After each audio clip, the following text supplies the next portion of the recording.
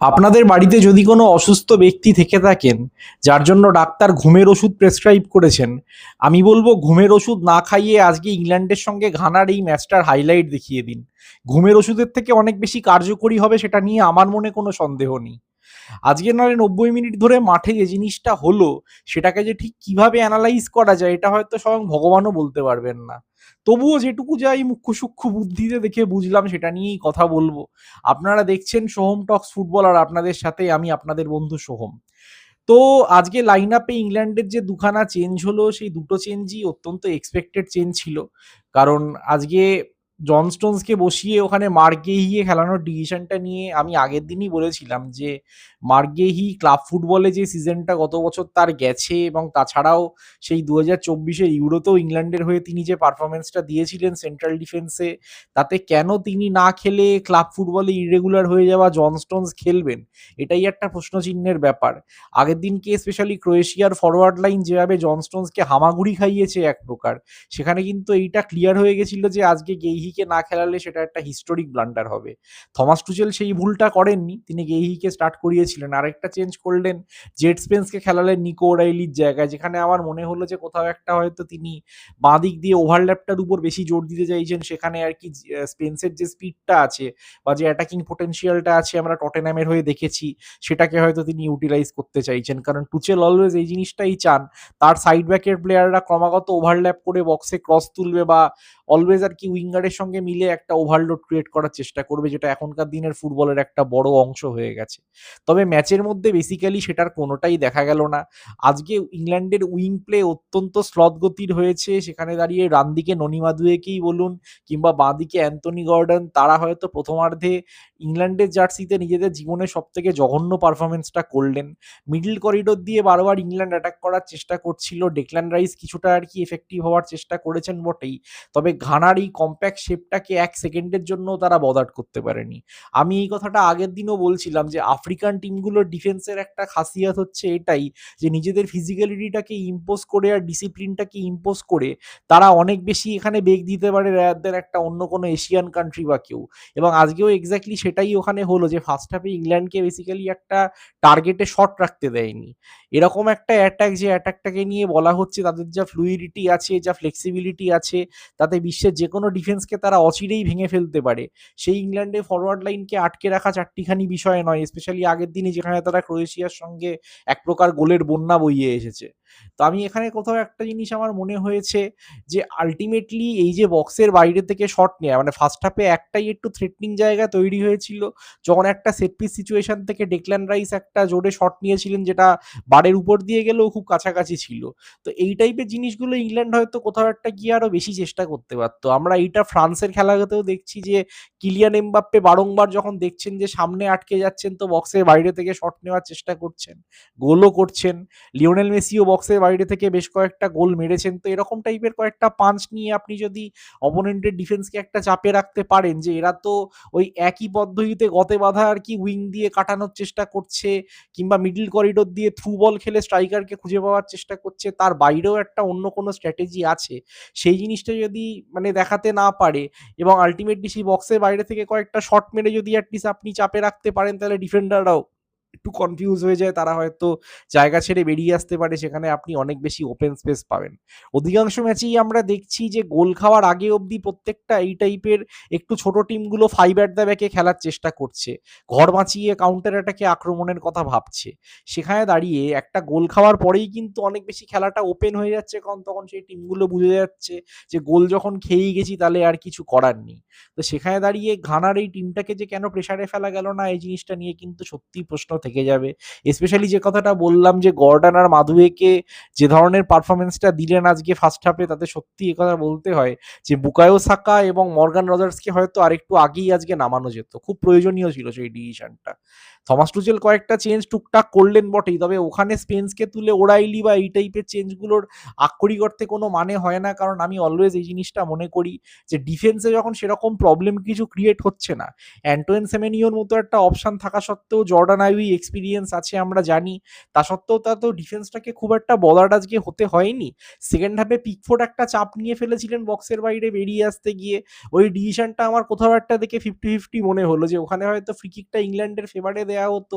এবার কিছু রেফারি হয়তো উল্টে ওখানে পিকফোর্ডকে রেড কার্ডও দিতে পারতেন যে তিনি ওরকমভাবে বেরিয়ে এসে এক প্রকার একটা ক্ল্যাশ যখন হয়।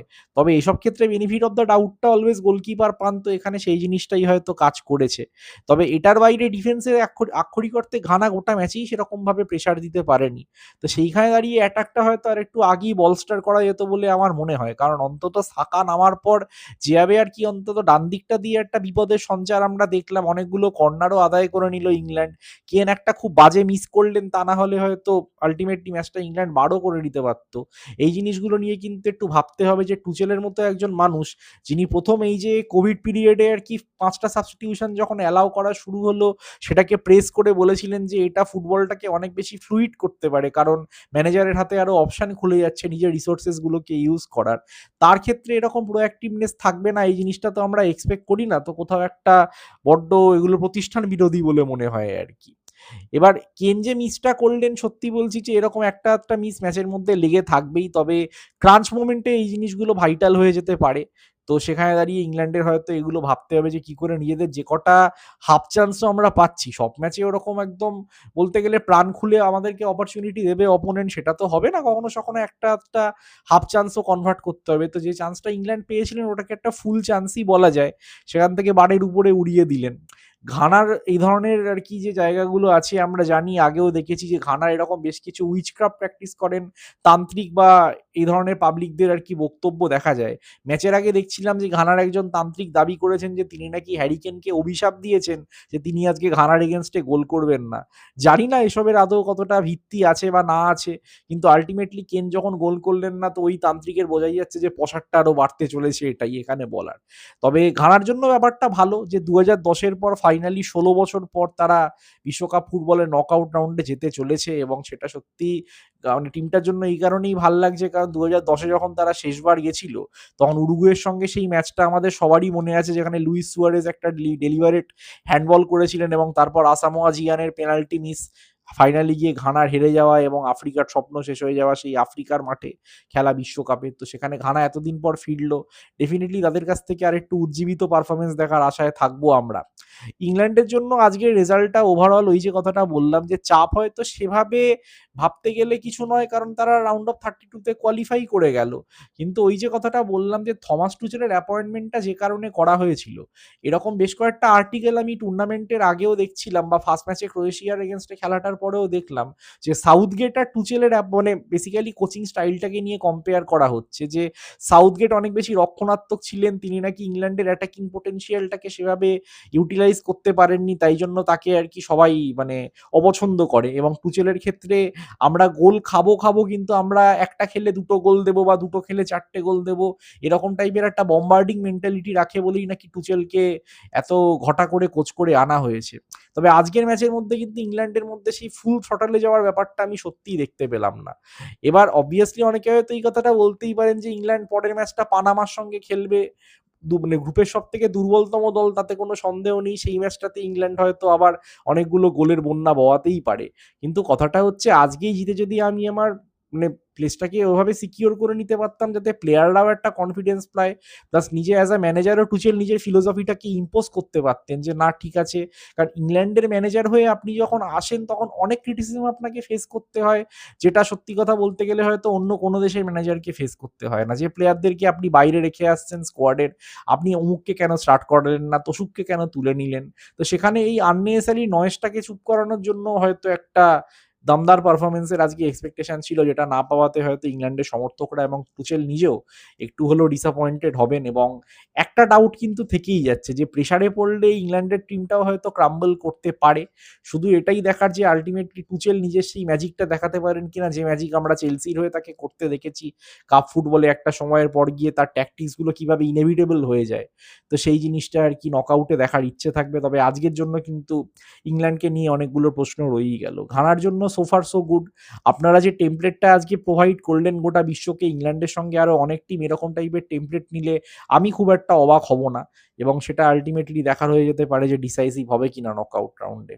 আপনারাও জানান যে আজকের খেলাটা দেখে আপনারাও মাঝপথে ঘুমিয়ে পড়েছিলেন কিনা। আমার তো চোখ এখনই ঘুমে ঢুলছে, এখন গিয়ে রেস্ট নেবো একটু। আর আপনাদের কি মনে হয় যে ইংল্যান্ডের কি সত্যি এবার শুরু থেকে বুকায়ো সাকা এবং মর্গান রজার্সকে খেলানোর কথা, কিংবা বাঁ দিক দিয়ে মার্কাস রাশফোর্ডকে খেলানোর কথা ভাবা উচিত? কারণ দুটো ম্যাচে তো আমরা গর্ডন আর মাদুয়েকে দেখলাম। মাদুয়েকে প্রথম ম্যাচে একটু এফেক্টিভ হলেও আজকে নিষ্প্রভ। গর্ডনকে দুটো ম্যাচেই আমার সেরকম কনভিনসিং লাগলো না। সেখানে দাঁড়িয়ে যখন আলটিমেটলি মেরিটেই টিমে সিলেকশন হয়েছে, তাহলে সেখানে আন্ডার পারফর্মিং প্লেয়ারদের কি সত্যি আর ক্যারি করার মতো কোনো জায়গা আছে? কমেন্টে অবশ্যই জানাবেন আপনাদের মতামত। আপনারা দেখছিলেন সোহম টক্স ফুটবল, যেখানে ফুটবলটাকে শুধু দেখা হয় না, ফুটবলটাকে বাঁচা হয়। Like, share and subscribe, notification বেলটা অন করে নেবেন। আর আপনাদের সঙ্গে আমার আবার দেখা হবে পরবর্তী ভিডিওতে। Till then, take care of yourself people. সবাই ভালো থাকবেন। শুভরাত্রি অ্যান্ড পিস।